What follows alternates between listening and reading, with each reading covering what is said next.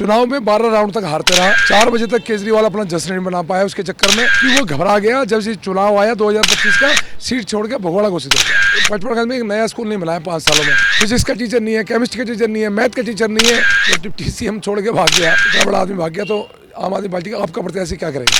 पीने का पानी नहीं है, पानी का टैंकर जल बोर्ड से मंगाया जाता है, ढंग से पढ़ाया नहीं जाता। 22 प्रिंसिपल का काम कर रहे हैं। पड़पड़गंज की वो सीट जो इस वक्त चर्चा में बनी हुई है और वही कैंडिडेट रविंद्र नेगी, जिसने पिछली बार आम आदमी पार्टी के नेता के दांत खट्टे कर दिए थे और थोड़ी सी कसर रह गई थी। हमारे साथ में नेगी जी, पहले तो बहुत बहुत स्वागत आपका नवा नोएडा पर। धन्यवाद, बहुत बहुत सवाल की शुरुआत यहाँ से करना चाहूँगा। इस बार ओझा साहब को मैदान में लाया गया है, सिसोदिया साहब कहीं और ट्रांसफर हो गए हैं, आपकी तरफ से आया कि भाग गए, क्या वाकई ऐसा है कि? बिल्कुल भाग गए। पिछली बार 2020 में जो चुनाव लड़े, इतना उप मुख्यमंत्री चुनाव लड़ रहा था, शिक्षा मॉडल में चुनाव लड़ा जा रहा था, दिल्ली के विकास में चुनाव लड़ा जा रहा था, पर वो व्यक्ति चुनाव में 12 राउंड तक हारते रहा। 4 बजे तक केजरीवाल अपना जश्न नहीं मना पाया उसके चक्कर में।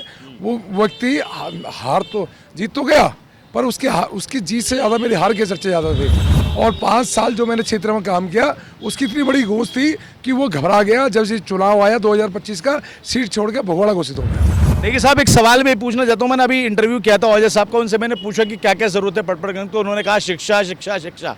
क्या खाली शिक्षा से पड़पड़गंज चल जाएगा? भाई, ये जिस शिक्षा की स्कूल का दिखाते हैं बार बार, पचपड़गंज में एक नया स्कूल नहीं बनाया 5 सालों में, उसी स्कूल की मरम्मत कर दी। 40% का रिजल्ट है 10वीं का, 42% 12वीं का रिजल्ट है। बाथरूम नहीं है, 100 करोड़ रुपए लगा दिए, बाथरूम नहीं है वहाँ पे। पीने का पानी नहीं है, पानी का टैंकर जल बोर्ड से मंगाया जाता है।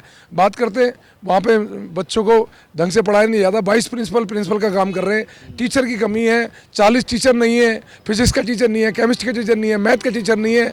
बाहर से ला के टीचरों को पढ़ाया जाता है। ऐसे स्कूल होते हैं। देखिए साहब, आप किन मुद्दों पे चुनाव लड़ रहे हैं? क्या वही वाला सबका साथ सबका विकास वाला, या फिर पड़पड़गंज के लिए कुछ और आपका? भाई, मेरा मेन मकसद है, जो 12 सालों में बदहालत करी है, जो पानी साफ भी नहीं दिया इन्होंने, पानी साफ देंगे, सीवर साफ करेंगे, अच्छा माहौल देंगे, पार्क सुंदर बनाएंगे, आसपास लाइब्रेरी देंगे, सामुदायिक भवन देंगे, मल्टी पार्किंग देंगे, एक अच्छी व्यवस्था बनाएंगे। 2100 रुपये महिलाओं के लिए और बूढ़ों के लिए जो है इलाज, और फिर जो बाहर के लोग आए हुए हैं जो पढ़ना चाहते हैं उनके लिए बाहर फॉरेन में, ये तमाम चीज़ें जो है परोसी गई हैं आम आदमी पार्टी की तरफ से।